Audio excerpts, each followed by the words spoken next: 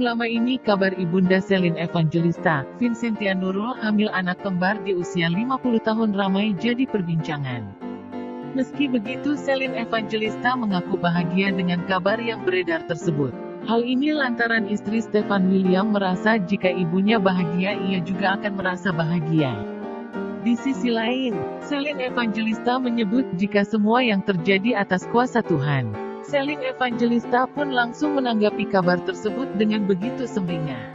Wanita 29 tahun itu berharap agar sang bunda diberikan dan didoakan tetap sehat. Dia juga berharap kelak sang bunda lancar menjalani kehamilannya.